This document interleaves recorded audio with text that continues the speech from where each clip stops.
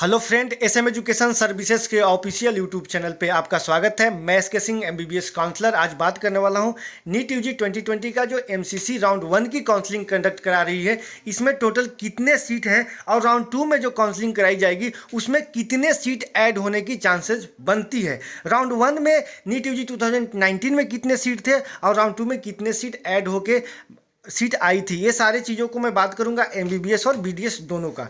तो सबसे पहले मैं आपको बता दूं उन स्टूडेंट के लिए जो कि नीट यूजी 2020 के एमसीसी राउंड 1 में पार्टिसिपेट कर रहे हैं, उनके लिए जो सीटें हैं एमबीबीएस का वो 7777 है, जिसमें कि ऑल इंडिया कोटे का जो सीट है वो 5527 है और एम्स का जो सीट है वो 1899 सीट है। जिपमर में जो सीट रखा गया है वो रखा गया है आपको 179, जिसमें कि इंटरनल कोटा का जो सीट है वो 64 है और एनआरआई कोटे का 6 सीट रखा गया है। अगर टोटल जिपमर का सीट की बात किया जाए तो 249 है, लेकिन एमसीसी राउंड 1 में जो काउंसलिंग कराई जा रही है ओपन के लिए वो 179 सीट पे ही कराई जाएगी। अगर बीएचयू की बात किया जाए तो बीएचयू में टोटल 100 सीट अवेलेबल हैं।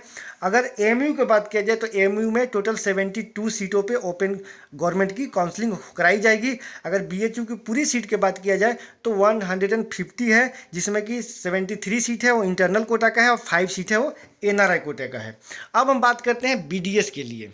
बीडीएस में जो सीट है वो ऑल इंडिया कोटे के लिए जो टोटल सीट रखाई गई है राउंड 1 के लिए जो एमसीसी काउंसलिंग कंडक्ट करा रही है, इसके लिए 485। ठीक है। अगर पिछले साल की बात किया जाए नीट यूजी 2019 में, तो इसमें टोटल जो सीट था राउंड 1 के लिए वो 419 सीट था, यानी कि टोटल 60 अप्रोक्स टोटल 60 सीट इस बार ऐड हुआ है, मतलब एक्स्ट्रा आए हैं। ऑल इंडिया कोटे की अगर सीट की बात किया जाए तो टोटल 405 सीट है। बीएचयू की बात किया जाए तो टोटल 63 सीट है। एएमयू की बात किया जाए तो टोटल 17 सीट है। अगर टोटल सीट की बात किया जाए, अगर जो एएमयू के अंदर आते हैं वो 40 सीट आते हैं, जिसमें कि 17 सीट है वो ओपन गवर्नमेंट के लिए है और 18 सीट है वो इंटरनल कोटा के लिए है और 5 सीट है वो एनआरआई कोटे के लिए है। ये था आपका बीडीएस का। अब बात करता हूँ 2019 में राउंड 1 और राउंड 2 में जो सीटें डिस्ट्रीब्यूट की गई थी वो कितने सीट थी। राउंड 1 में जो एमसीसी काउंसलिंग करा रही थी नीट यूजी 2019 में, इसमें टोटल 5000 सीट थी, लेकिन वही राउंड 2 में अगर बात किया जाए तो सीट करीबन 175 सीट ऐड हुई थी, तो टोटल राउंड 2 में सीट हो गया था 5175 सीट हो गई थी। जैसा कि आप स्क्रीन पे देख सकते हैं, एमसीसी एमबीबीएस राउंड 1 का जो काउंसलिंग हुआ था 2019 में, इसमें देखिए आपको दिया हुआ है राइट साइड में 500 सीट थी। वहीं एमसीसी राउंड 2 का जो काउंसलिंग हुआ था 2019 में, इसमें 5175 सीटों पे हुई थी। अगर वहीं बात किया जाए बीडीएस का, तो बीडीएस में 2019 में जो राउंड 1 की काउंसलिंग हुई थी वो 419 सीट पे हुई थी। अब बात करते हैं यहाँ पे राउंड 1 का एमसीसी का जो राउंड 1 का जो अभी काउंसलिंग हो रहा है नीट यूजी 2020 के लिए, इसमें टोटल सीट है वो 7777। ऑल इंडिया 15% कोटे की गवर्नमेंट सीटों के लिए एम्स के, जिपमर, बीएचयू और एएमयू को ऐड करने के बाद, और एमसीसी के जो राउंड 1 की काउंसलिंग हो रही है उसमें जो बीडीएस के टोटल सीट है नीट यूजी 2020 के लिए वो 485 सीटों पे काउंसलिंग कराई जा रही है। तो कहीं ना कहीं साफ ये आपको अंदाज़ा लग चुका है कि राउंड 2 में सीटें ऐड होगी वैसे कॉलेज की जिनको कि एप्लीकेशन तो मिल चुका है, बट राउंड 1 में वो सीट ऐड नहीं हो पाया है। ये सीटें राउंड 2 में आपको ऐड कर दी जाएगी।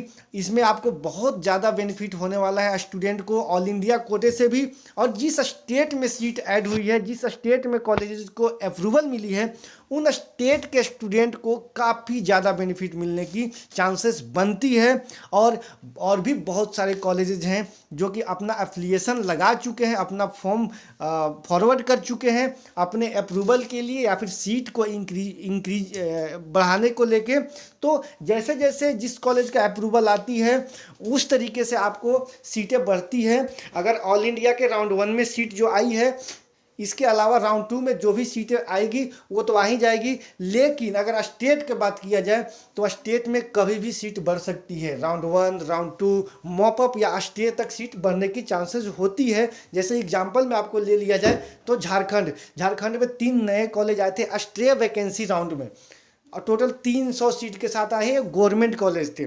उसी तरीके से आपको कहीं ना कहीं हार नहीं मानना है, काउंसलिंग में पार्टिसिपेट करना है। उन स्टूडेंट को जो कि बॉर्डर लाइन पे है या फिर बॉर्डर लाइन से थोड़ा सा नीचे हैं, उन्हें भी कहीं ना कहीं ट्राई करना चाहिए। ऑल इंडिया भी ट्राई कीजिए और स्टेट भी कीजिए। और अधिक जानकारी के लिए या फिर आपको काउंसलिंग में अच्छे तरीके से पार्टिसिपेट नहीं कर पा रहे हैं या फिर अच्छे से काउंसलिंग नहीं कर पा रहे हैं गवर्नमेंट, प्राइवेट या डीम्ड यूनिवर्सिटी के लिए, या फिर वो MBBS हो, BAMS हो, BHMS हो, BDS हो या फिर BUMS हो या फिर BNYS के कोर्सेज के लिए आप काउंसलिंग कर रहे हैं, तो आप कांटेक्ट कर सकते हैं। डिस्क्रिप्शन में कांटेक्ट नंबर भी दिया हुआ है, स्क्रीन पे भी दिया हुआ है। आपकी जो प्रॉपर काउंसलिंग गाइडेंस हमारे तरफ से दी जाएगी, हमारे टीम की तरफ से। इसमें हमारे कुछ चार्जेज होते हैं और ये 100% आपको सपोर्ट मिलेगी स्टार्टिंग टू लास्ट तक, जब तक कि आपको सीट अलॉट नहीं हो जाती है।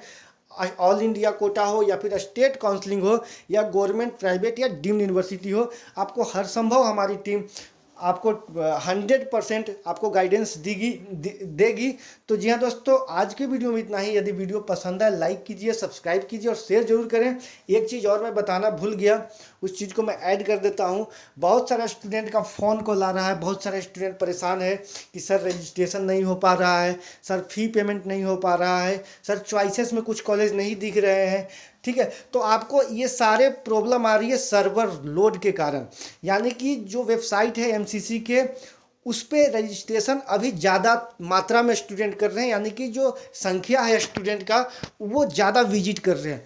तो विजिट करने के कारण उसका जो वर्कलोड है वो काफ़ी हाई होने के कारण आपका ये समस्या आ रहे हैं। तो आपको जल्दीबाजी ना करें। इसका डेट हो सकता है कि डेट बढ़ाई जा सकती है या फिर आज बढ़ाए या कल बढ़ाए, लेकिन हो सकती है बढ़ाई जा सकती है। 2 नवंबर इसका लास्ट डेट रखा गया है, इसको हो सकता है 3 नवंबर या 4 नवंबर तक टाला जा सकता है।